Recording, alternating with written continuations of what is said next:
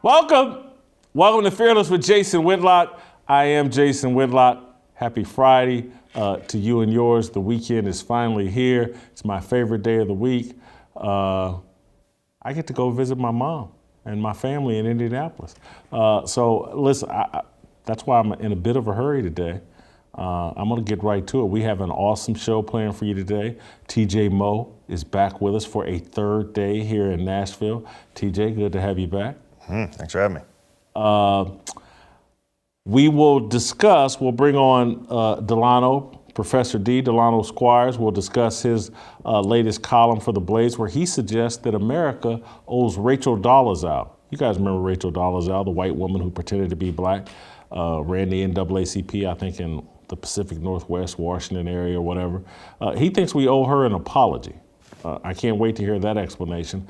Steve Kim's going to be here to help us talk about a great column that Ethan Strauss wrote on his Substack about the NBA going away from wokeism, and that they've done it quietly and behind the scenes, and that it's actually helped the league. But we'll start with Delano, and we'll start a little bit off topic, but not off topic. There's great synergy between these topics, between what Delano wrote about and a Washington Post story that was written by Jennifer Rubin.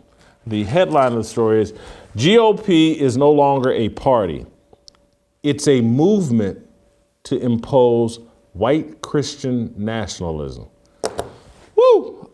That's a mouthful, but I want to read you an excerpt from the column that's even more of a mouthful.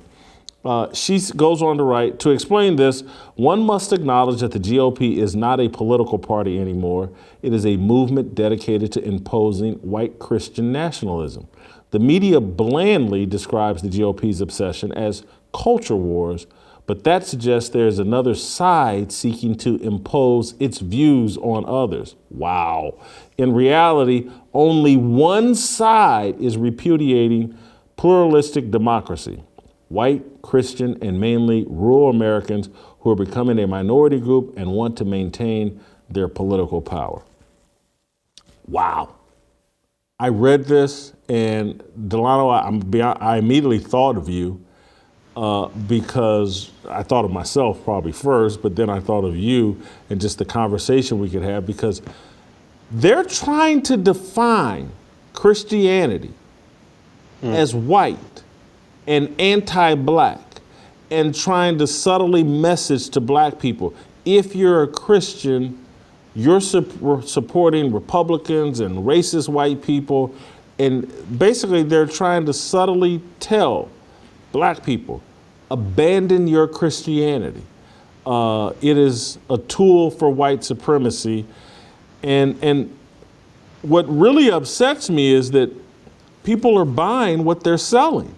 That's what concerns me, and it's literally, I talked about this yesterday a little bit with Royce White and was previewing, like, I'm gonna talk with Delano about this tomorrow, which is today, that we're buying this nonsense, that Christianity, the thing that saved us, liberated us from slavery, was the backbone and the strength of the civil rights movement.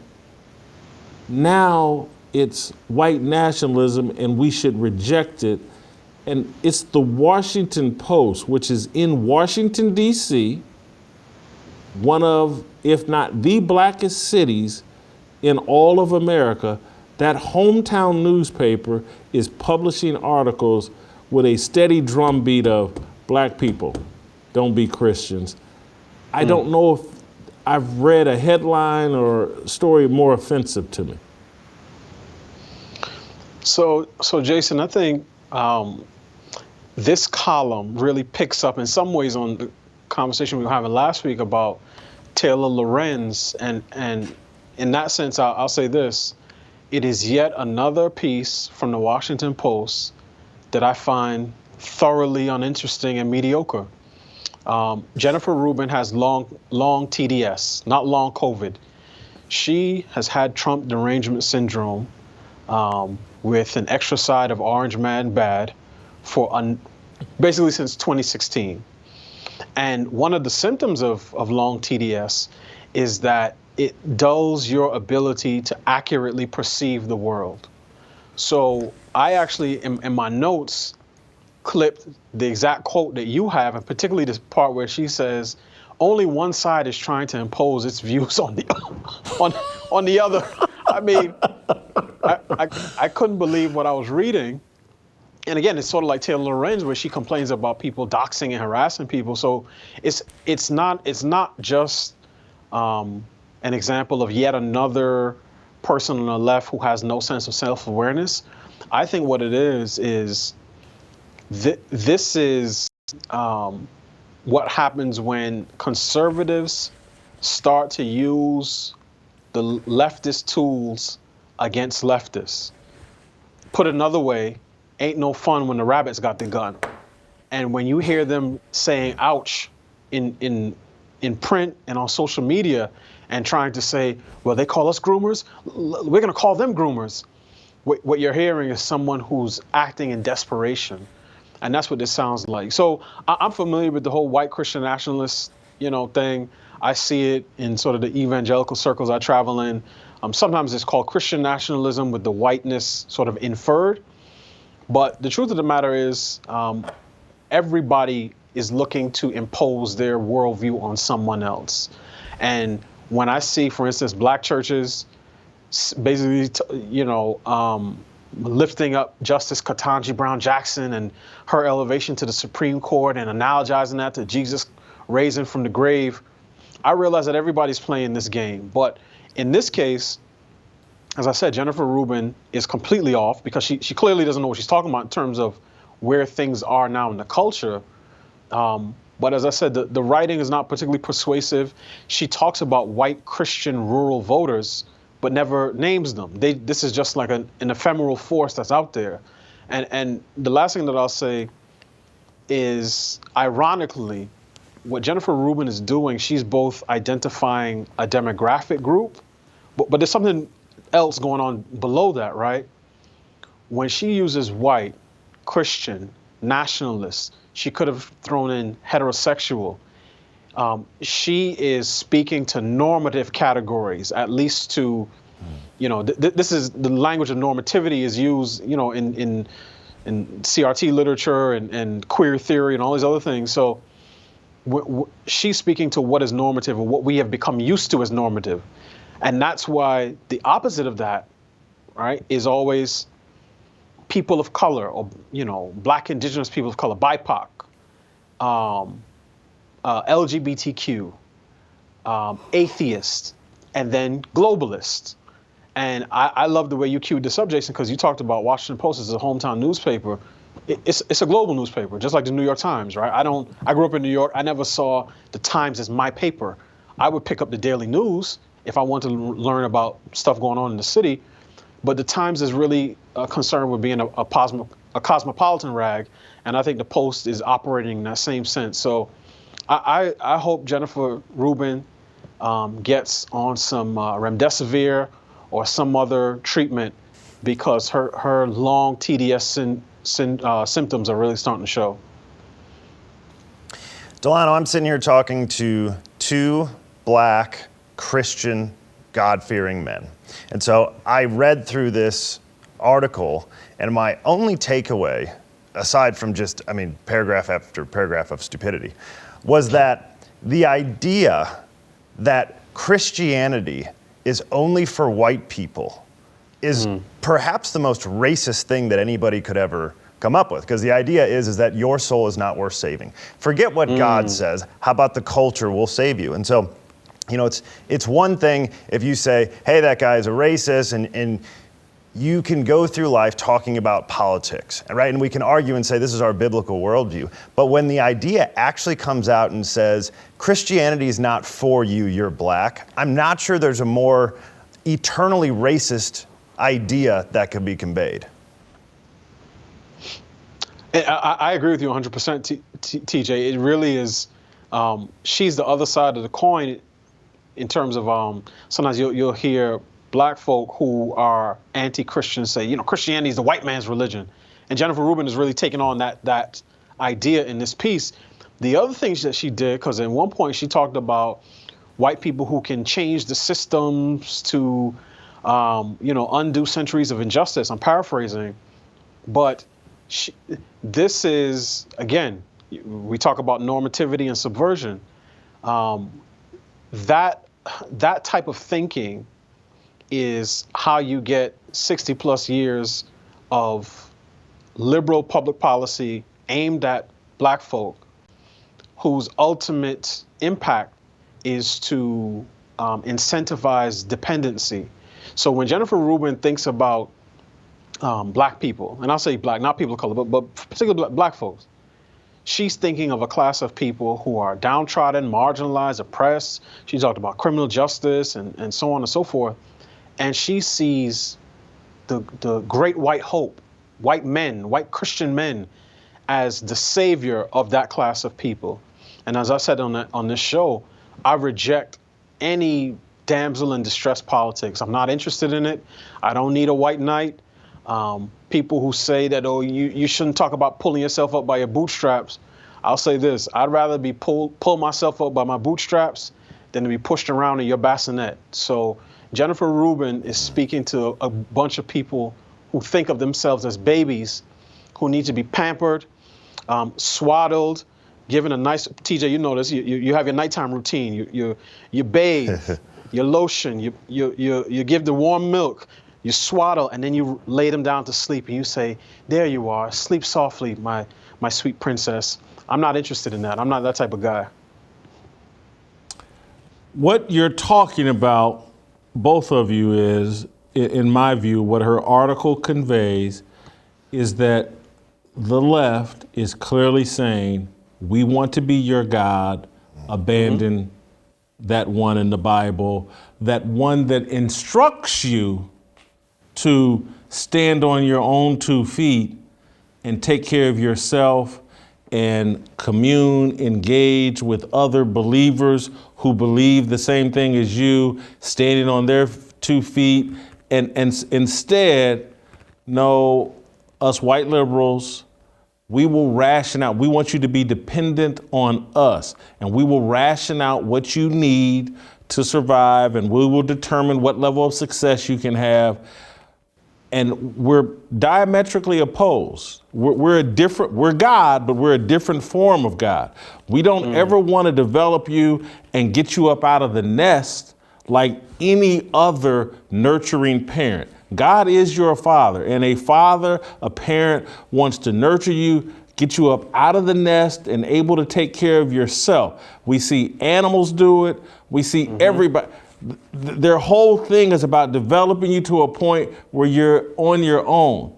The left is telling black people and people of color or whoever or their constituency is like, to be dependent on us. You don't ever have to leave the nest or the house. We got some Section 8 housing that we built for you, and we'll send you an EBT card, and you can go charge up whatever you need at the grocery store. And, maybe if we get the right president, we'll send you a cell phone, and we'll pay you. But again, it's never about you standing on your own 2 feet. And it is a God complex that they have and that I see in this article. And it's a steady drumbeat message of leave Jesus Christ and God alone. We're a safer bet. We got a deal that he can't be. You would have to work hard doing it his way. Our way, we got you. Yeah, It's and I mean, offensive to me. You see this in every level of society. I mean, I even see it among, sort of in evangelical Twitter, right? There's certain personalities, I won't name them because I don't want to give them any shine, but these are white guys who spend a ton of time talking about racism, and they write long treatises on CRT, and they'll say things to this effect. Well, you either have to believe that systemic racism is real, or you have to believe that there's something specifically wrong with black people. And I mean, that type of framing puts most, even white conservative readers in theological and logical handcuffs. So they feel like they have to choose between those two. But my thing is, black people are people first, and we have all of the rights and privileges that come with humanity, and those include a basket of virtues and a basket of vices. So I reject any type of ideological framework that says that if TJ's child commits a crime, then it's because of privilege and because of some personal defect and because that person is individually evil. But if my child commits a crime, it's because of the forces of the system and because his local rec center wasn't funded at the right amount and because, of things that happened to his ancestors 200 years ago. Because what that ends up doing is saying that only white people can be truly human. Only they can act with moral agency, and they are the subjects in their autobiography, whereas black folk, we are the objects. We are bit players in the background, and our autobiography ends up being all about the virtue of white liberals. That is funny. So the idea of free will only applies to white people. That is the basis of their belief. So the Democratic Party does not care about black people. I don't think they care about white people either. And by the way, neither does the Republican Party. I don't think either party cares about people in general. Whoever the government is constitutes the party, and they care about power. And so what the Democrats figured out back in the 60s is if we can convince people to not even ever try to stand on their own 2 feet, then they have to rely on us for everything. If they try to stay on their own 2 feet, then they have to rely on God for things, because he's the one. But tithing is a good example of this, right? You give 10% of your tithe, particularly if you don't have much money, and you have to rely on God because you're giving away money that you feel like you don't have. That's why tithing is such a great exercise.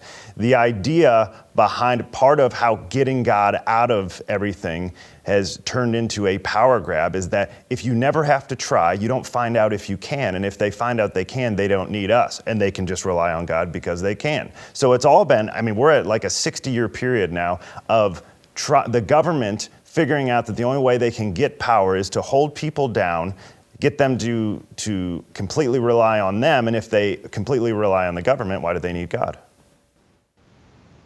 Bingo. Yep. Delano, I want to work your last column into this conversation because I think there's great synergy here in terms of and when I first read it, I was like, is he being sarcastic, or does he really believe America owes Rachel Dolezal an apology? And then when I got done with it, I said, no, I actually think he's somewhat being serious. Like, you know what? She was right, because if we're going to go down this path that transgenders, that a man can say, well, I feel like a woman, and we all have to respect it, why doesn't Rachel Dolezal have the right to say, I feel black, and we all have to respect it? I've long been a fan of Rachel Dolezal, not because I subscribe to, her belief system or believe that she's actually black, but because sometimes you have to see something that is completely insane and ridiculous to be shaken out of a stupor. And I think we had, and I said this in the column, Jason, we had an opportunity in 2015 to, and I really do believe this, to change the trajectory of our nation as it relates to personal identity. And that was in the summer of 2015 because that was the period in time in which Rachel Dolezal was, found out to be white, and, she resigned from the NAACP, and she did interviews and became the butt of jokes on SNL and so on and so forth. She resigned from the NAACP on June, I think it was 15th, 2015, somewhere around there. Exactly 1 month later, ESPN presented Bruce Jenner, who now was going by Caitlyn Jenner, with the Arthur Ashe Courage Award at the ESPYs. So within the span of a month, we as a nation said that the plantation logic of the 1800s, right? What white men who had certain ideas about race, their thoughts and words matter more than God's eternal truth about biological sex. And as I say in my piece, that is the ultimate sign of white supremacy. You can't get any more white supremacist than thinking that these white men, what they say, their temporal opinions on matters of race matter more than God's eternal truth on matters of sex. And we blew it because we made fun of Rachel Dolezal, and people did try to raise the issue of transracialism, but we swatted away and said, oh, black is not just some identity that you can put on like a costume, and black is not how you feel. But at the same time, we were telling Caitlyn Jenner, well, maybe gender is how you feel. And if you put on a corset and you have the right combination of nip and tuck, and you put on the makeup and you pull your hair back and get some Botox, then maybe you are a woman. If you feel that way, then who are we to question?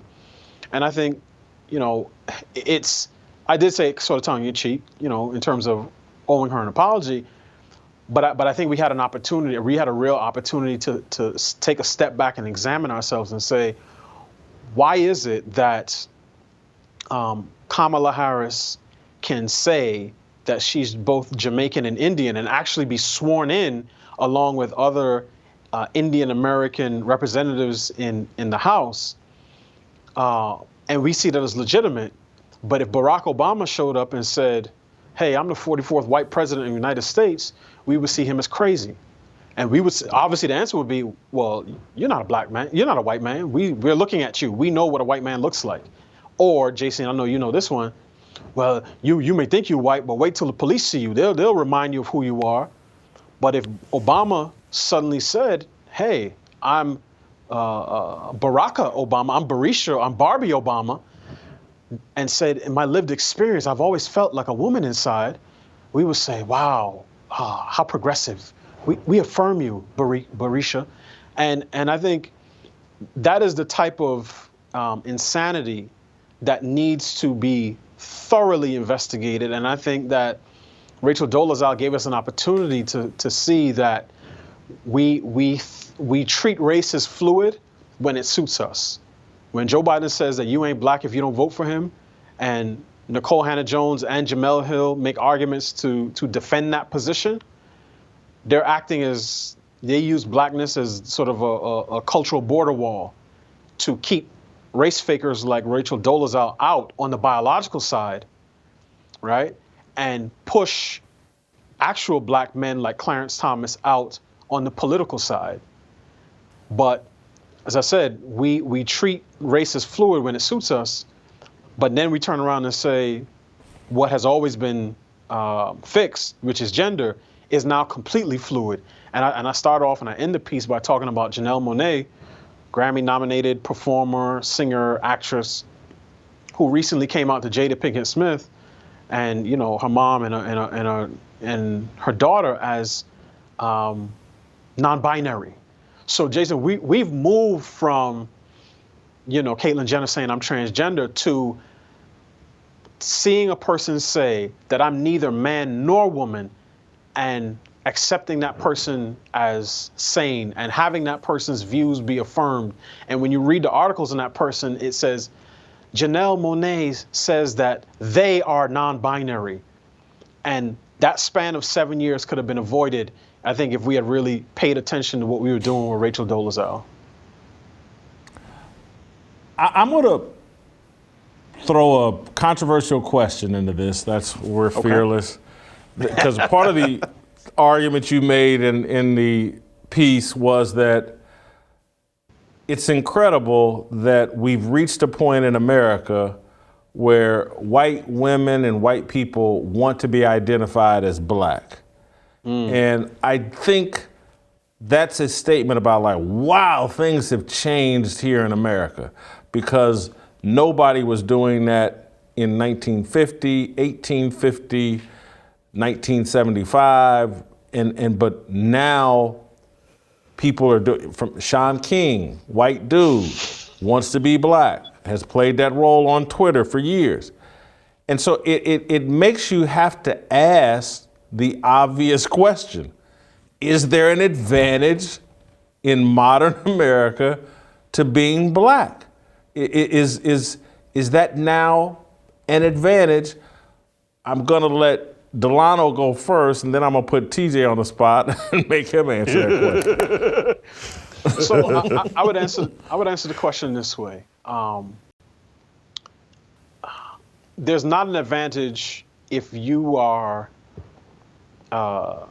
young, black, male, and poor growing up in the inner city, because that means you're going to be a lot more likely to get killed in your own neighborhood.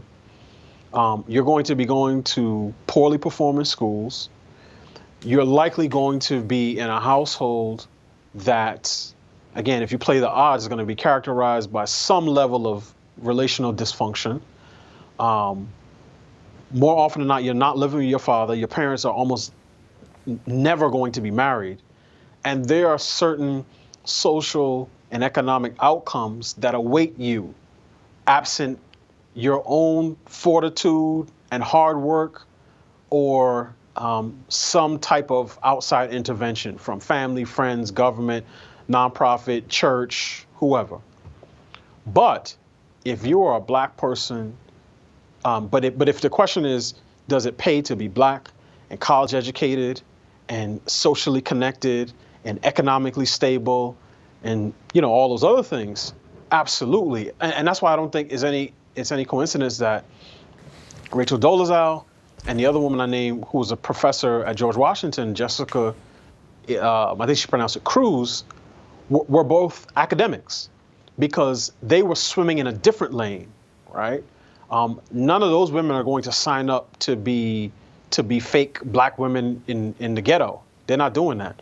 They want to be fake black women in the academy, because doing it there brings with it a certain social context and cultural capital that they could not access anywhere else. So for instance, if Jennifer Cruz fakes being a white woman, she can write about the challenges of being a black woman in academia or corporate America, or her story of growing up poor in the streets of Atlanta or New Orleans. But if she was a white woman, right, same person, change her haircut, and it's clear that she's a white woman, there's no way she could write that story.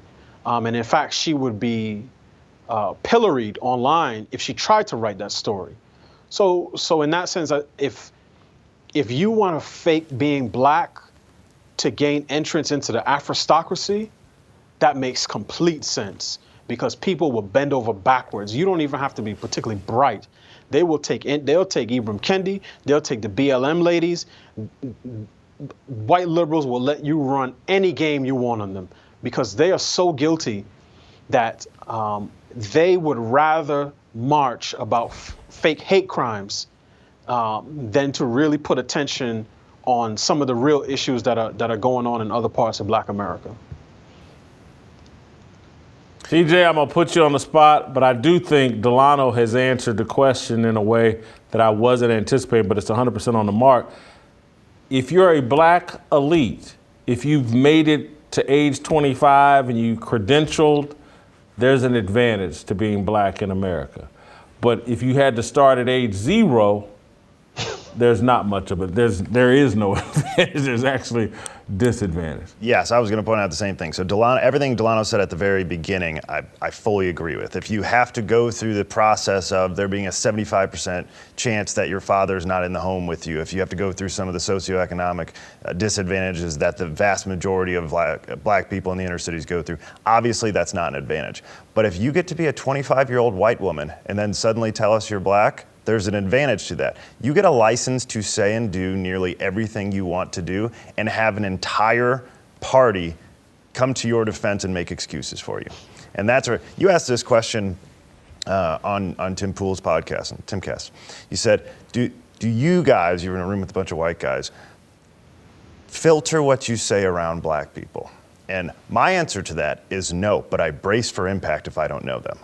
Because I say whatever I want to you and Delano, knowing that you guys know who I am and I know your principles, right? And you treat me just like you treat anybody else. But if I come around a new crew, whoever it might be, and I would say the exact same thing, I'm still gonna say it, but it is a brace for impact moment, because I don't know where they stand and they don't feel that I have a license to say the same things that they might. They can say it, I cannot, and that's a big difference. Huge difference. and obviously I love Tim Pool, his whole crew and show. I thought they ducked the question. They did. All of them. If they're honest, that's the answer. I don't like to speak for full races. I'm telling you that's the answer. The true answer is, for most people, yes, I filter what I say and I just won't say it. I don't operate that way because I feel it's dishonest. You guys, everybody who I'm speaking to deserves the opportunity to hear the truth from me, whatever I'm going to say, my honest self. So I'm not going to strip you of that opportunity. If you choose to react in a way that I feel is inappropriate, that's your problem. But you still get the opportunity to hear the truth that I'm going to deliver, at least my opinion, right? But again, I would tell you that the actual phrase, if people are being honest, is brace for impact, because depending on what you say, there may be a blow up coming. I want to circle back to, is there an advantage, and just add one of the major disadvantages of being born black in America. Major, maybe the most disadvantage, is the expectations that are placed on you that you will not achieve academically, that, you know, just because I was just thinking about, you know, not only are you growing up in a poor school system, but you're growing up in a culture that said, oh, you talking proper English, making straight A's, oh, you trying to act white. And so if you can somehow survive all of that and then reach, you know, the level of 20 post-college or whatever, yeah, there is right now in the current culture an advantage to being black. The company in particular, and particularly I would add, there's a huge advantage, and where the advantage really comes in, is if you express democratic leftist ideas. If you do that, whoo, there's almost nothing you can't do.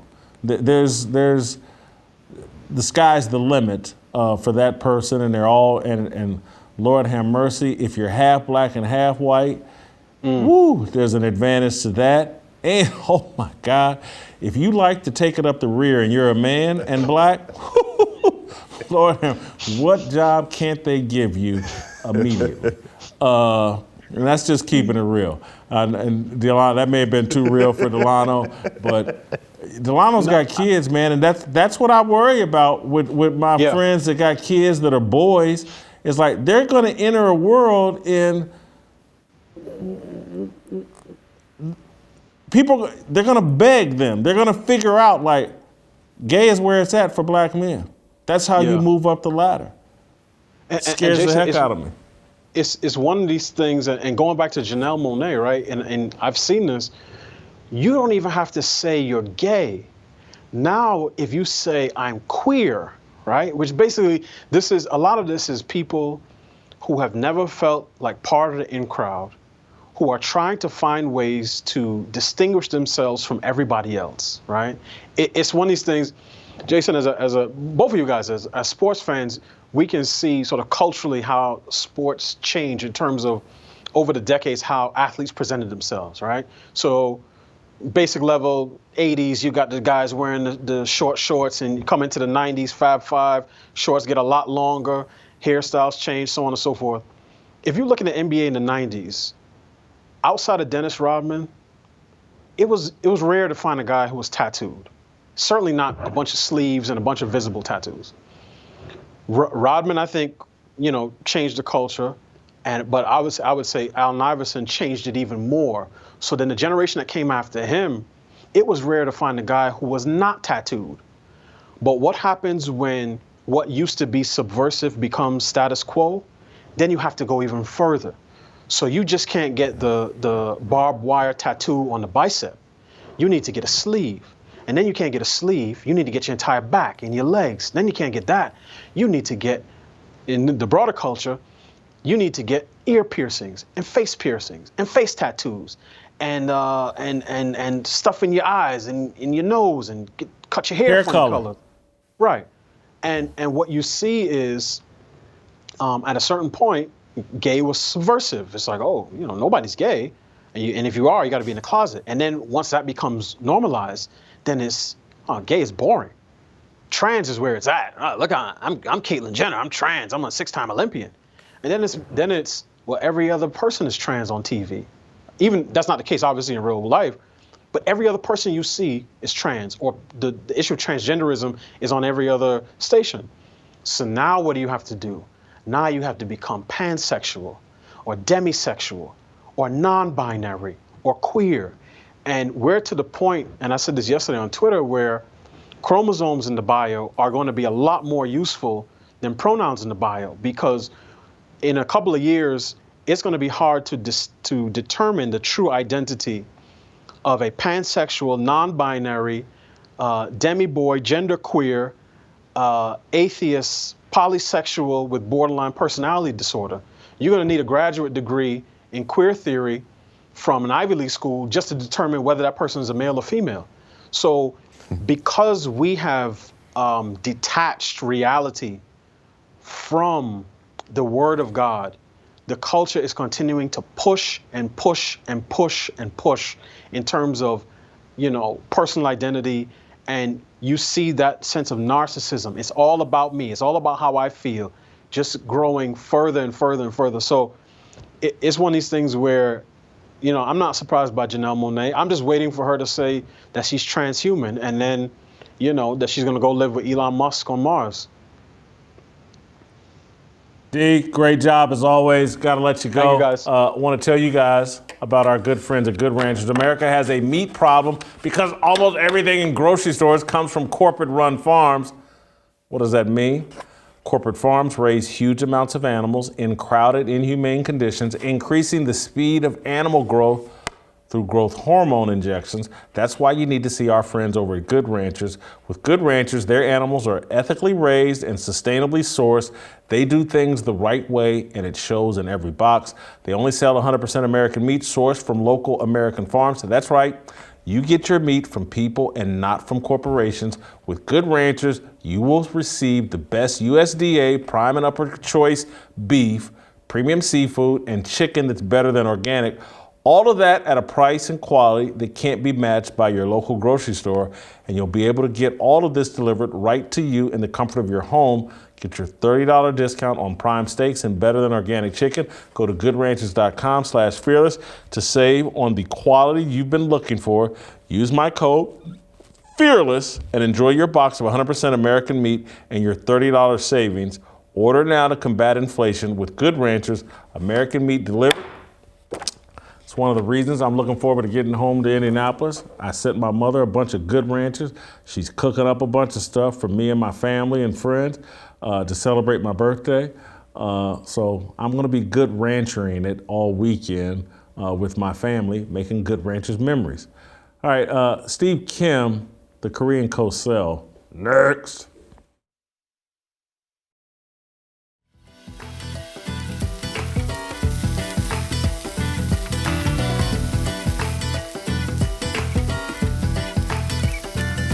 Hey, what's up, Lunks? Hey, what's up, butter? How you doing, man? What you popping on? Oh, man, you know how I do, man. I'm sitting up here, got this Good Ranchers jumping off. You know how I do, man. Are those burgers? Burgers? them is good old-fashioned American Wagyu steak burgers. Boy, you better watch your mouth. Hey, man, let me tell you something. Something about this Good Ranchers, I don't know. This Good Ranchers put a song in my heart. Make me want to sing. You know what I'm Trying saying? to make it look like rock stars out here with this grill. What we should do, we ought to come up with a little song, a little something, pitch to the Good Ranchers people.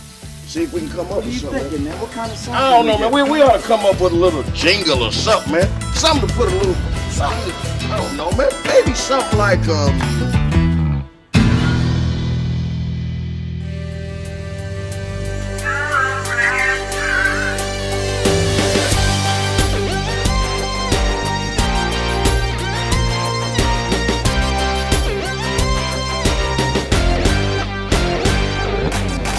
Uncle Jimmy got the grill on lockdown. I'll fire it up, so you better get ready now. We got the party started. I bet you're getting hungry. To the We got that black Angus bone in the ribeyes, New York strips, and top sirloins. Even got the Wagyu chicken and seafood. 'Cause everything we do is farm raised in American heartland. We're cutting costs 'cause we're cutting out the middleman. Ship fresh to you.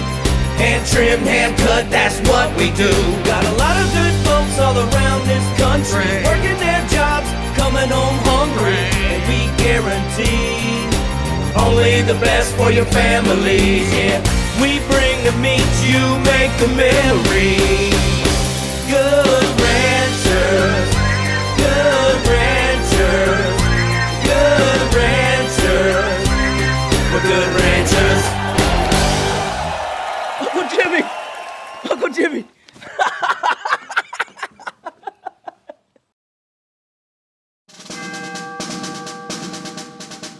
We must exist in a state of man glorious, as we are protected by the red, the white, and the blue. But remember, the mind is the key. The fearless soldier pledges to place God first and foremost in his everyday endeavors of life. We, the fearless army, are one nation under God, indivisible, with freedom and a belief in the American dream. The men bold enough to join our movement comprise what we like to call the New Dream Team. We are leaders of our families, our churches, and of this nation. We reject the seeds of division that are planted by corporate media misinformation. We affirm that all men are created equal and are endowed with inalienable rights, which are granted by our Heavenly Father. We are bound by honor to accept God's challenge, to take the flag and lead, to cherish, to protect, and to nurture the life of our unborn seed. I am a fearless soldier, so shed no tears for me. I am not a victim. I am the man that God made me to be. Amen. Yeah, 모두 다 빨리 박수 쳐 기다리지 말고 서둘러 Reason that I'm back is to feed you raps I see that you are 배불러 So All right, welcome back. Let's roll out to my favorite, and I'm saying that in all seriousness. Steve Kim is my favorite regular contributor on Fearless. I'm calling you my favorite because you're not the best contributor on Fearless, but you are my favorite because you're just extremely clever. You know more about sports than I do, and you always say something that makes me think and or laugh. So you're my favorite, Steve. All right, Delano's the smartest. You're my favorite. Royce is the best. TJ's the whitest. Although, look at the screen right now. I think Steve may be a little wider. Yeah, you know what? I do think Steve is a little whiter than you right now. I don't know what you. I don't. Steve, where are you at? What massage parlor are you at right now? I see. No, casting aspersions like that. That's not till much later. I don't do it in the afternoon. So anyway, I'm at Casa de la Cruz, my manager's house here in Las Vegas, here to cover the Shakur Stevenson Oscar Valdez fight that'll be on ESPN. Las Vegas is extremely busy this weekend because of the NFL draft, but I'm here specifically to cover a prize fight. Yeah, the NFL draft, but we're not even going to talk about that. Ethan Strauss, who right now is my favorite sports writer. He's got a Substack. People should subscribe to it. He wrote a piece about the NBA abandoning woke. And he's suggesting that they've benefited, that they've done it very quietly, but the NBA has walked away from its wokeness. I sent you the piece, or I hope I sent you the piece this morning. And do you agree, have they subtly backed away from all that social justice warrioring they had been doing, and has it worked? Yeah, well, first of all, I did get the article. I read it. Excellent job by Mr. Strauss. And I'll go back to one of my favorite memes. Homer Simpson coming out from the hedges and then looking around and dropping way back. Because I don't think there's any doubt that's been clear, but it has been subtle in terms of their backing away, and no longer are they Rip Van Winkle. They are wide awake, and they understand that the public has spoken. That it's one thing to martyr individuals, that's fine, or make them into heroic, if not tragic figures. But if those individuals are behaving like Jacob Blake, don't be surprised or take umbrage when most of America says, no, not with that. And it's interesting, I've seen videos and I'm seeing other articles like Ethan's about the NBA ratings being at an 2-3 year high. Perhaps we should give Adam Silver some credit. Well, there's two ways to look at this. Number one, Jason, if I shove you into a body of water, but I place two 50-pound ankle weights on each leg, but then I save you, I'm not Baywatch. How much credit do I really get for quote unquote saving your life? Also, context matters. Because if you delve into some of the numbers, when you talk about a 2-3 year high, those numbers from a couple of years ago, and I get it, the pandemic and the bubble had a lot to do with it. Those were at an all-time low. So it's like, if I'm going to the NFL Combine, Steve Kim, Asian wide receiver, very heady, would play the game for free, and I run a 5.9 40, and then 3 weeks later at the University of Korea, hey, his pro day, his 40-yard dash was much better. Really? What did he run? He ran a 5.3. That doesn't exactly make me Willie Gault. So again, context matters with all this stuff. I will say this. My enjoyment of the NBA playoffs this year is because LeBron James isn't involved. And I think the underlying thing that wasn't really talked about in the article, which I'm a little bit surprised, but maybe he'll circle back to it, is that, and again, some of this is age and they have no choice, but some of it I think I think the NBA is starting to back away from its LeBron obsession. Yes. And I think it's well timed and necessary. And look, maybe LeBron has backed off a little bit too in terms of the woke stuff. He doesn't tweet as much stupid stuff out, and I don't know if that's a calculated choice or if it's just he's not in the playoffs and doesn't want to draw attention to himself. But what do you think post LeBron NBA will be like? Will it be better? Or is Ja Morant and some of these other guys big enough stars to carry this league in a post LeBron James world? Kevin Durant, did he just fall off a cliff and he won't be the transition person until we find the next super duper star? But post LeBron NBA, what do you think the future holds? You know, Jason, 2 years ago, I thought a young man out of Duke who spent the best 5 months of his life on campus was going to be the guy, Zion Williamson. And he's great in practice, doing these fancy dunks, doesn't look like he's ready to play. My view was that was going to be the guy. He was the one individual in the last 15 years that made me watch college basketball. When I saw Duke was playing, I wanted to see Zion. And as soon as he got eliminated, like I told you in that Elite Eight game against Michigan State, I don't even recall watching the Final Four that year. All right, so putting that aside, I saw Ja Morant's dunk a couple nights ago, and I was like, wow, I may have to start checking this guy out. And some of the games have been very good. And the fact that there's actually more storylines. Now, I'm going to go about this in a roundabout way. In years past, the fact that the Lakers didn't make the playoffs would still dominate the news cycle. The fact that the Brooklyn Nets and all their turmoil and their dysfunction is such a big story, in my view, you may disagree, is actually progress for the NBA, that it's not just about one guy. I mean, the fact that Ben Simmons and the Brooklyn Nets, that marriage is like Amber Heard and Johnny Depp, and the Nets have a piece of turd on their side of the bed, I find that incredibly enthralling. I'm interested by the whole thing. And now I'm slowly weaning myself back into the NBA. This will never be Steve Kim in the late 80s, where I literally watched every Laker game every single year. I'm not exaggerating.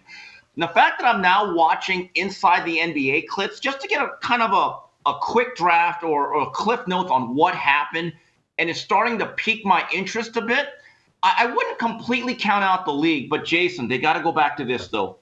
We have to have players that play at least 75 games a year. Until they take care of that particular issue of load management, don't expect the consumers to go all in on a product that simply does not show up enough of the time. You mentioned your love affair and watching Inside the NBA. You've been arguing to me in private. Yeah. That's actually the best part of the NBA. Yes, by Charles far. Barkley, Kenny Smith, and Shaq talking about the NBA is better than actually watching the NBA. Do you really believe that? Yes.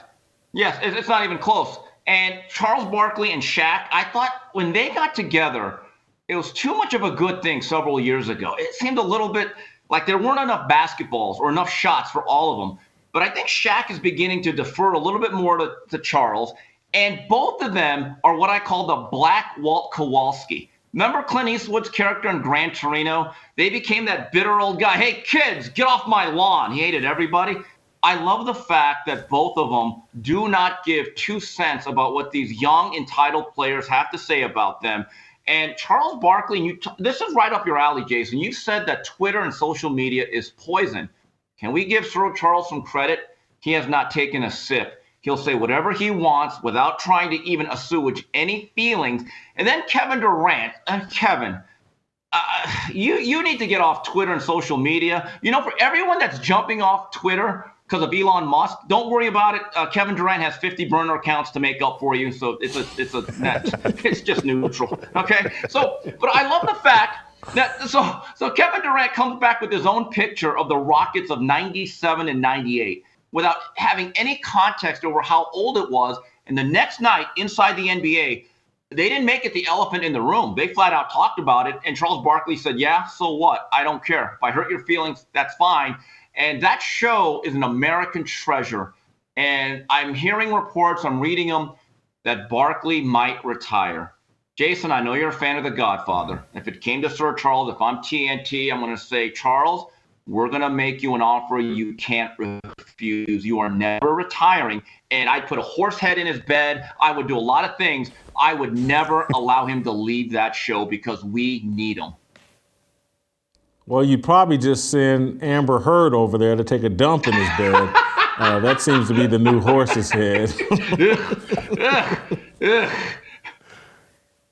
What do you think of all? And I didn't prepare you for this, but Yeah. Again, because I don't follow celebrity life that much, I found it fascinating this morning when I was reading that Amber Heard used to date Elon Musk, and It was an affair. no, Johnny Depp says it's an affair. Okay.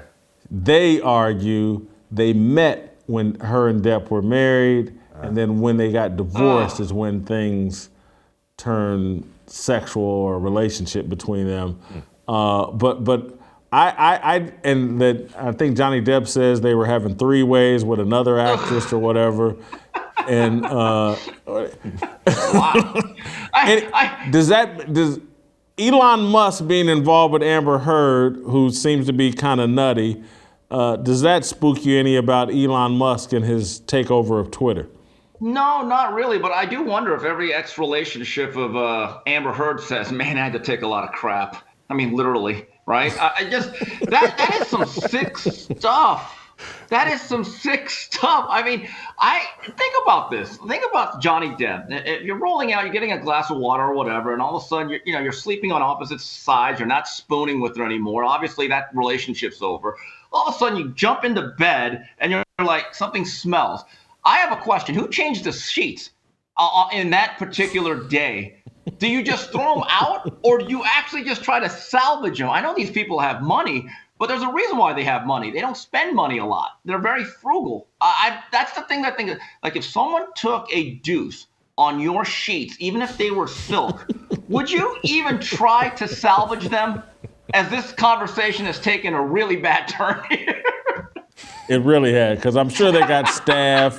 I'm sure Johnny Depp and Amber, they didn't clean that mess up. Some maid had the job of cleaning that mess up.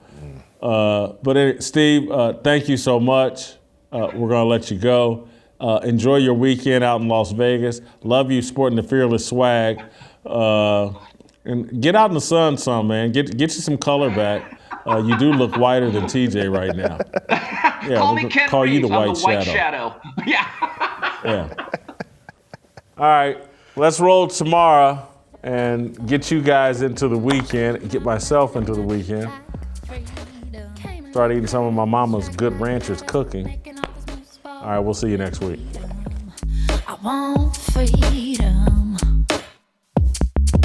No negotiation, my sister, no relation. We all just wanna have freedom. Sitting on the corner, never been alone. I'm breaking my back for freedom. Blessed, we are living, get back. We are receiving, all deceiving. We all wanna be free. We want freedom. I wanna be, I just want, I wanna be, I just want, I wanna be, I just want.